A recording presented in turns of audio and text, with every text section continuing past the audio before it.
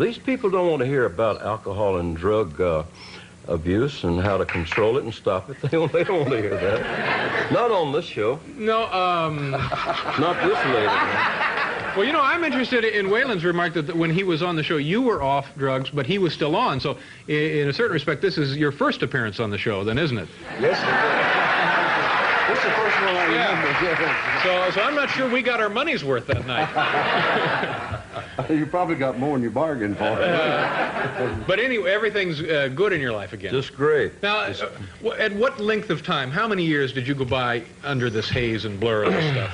Well, I remember most everything. I had periods of blackout when I would, you know, you can always find excuses for taking drugs, and sometimes it was a pain, a broken bone, that I would take mood-altering painkillers, you know? But how often would you get a broken bone? Well, I kept a hammer in one pocket and the painkillers in the other pocket. No, you know, I read an article about me in one of these papers recently about Johnny Cash was on mood-altering pain medication because of his cowboy boots. The high heels gave him back pain.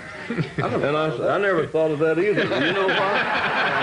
And I thought about all the excuses we use for taking drugs, like your wife left you, or your wife didn't leave you. It's a good reason for taking drugs. Or your dog died, or your dog didn't die. Yeah. Or it's Monday, or it's Saturday. Anything goes. Anything was a good reason for taking drugs. Yeah. To answer your question, I started taking them in 1958, amphetamines and barbiturates. 1958. Yeah. 59, to get up and come down, you know. And then I controlled it pretty well for a while, like you can do, but pretty soon it's like the alcoholic drinks out of the bottle, and finally the bottle starts drinking out of him. The pills were starting to take me in 1967 with the help of June and my faith and my religion and willpower.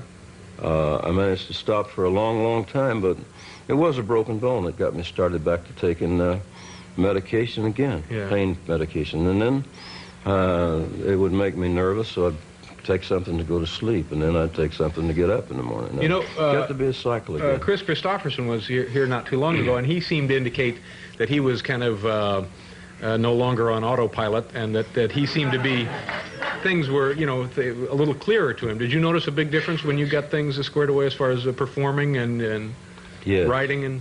Oh, yeah. Yeah, I remember everything the last 14 months.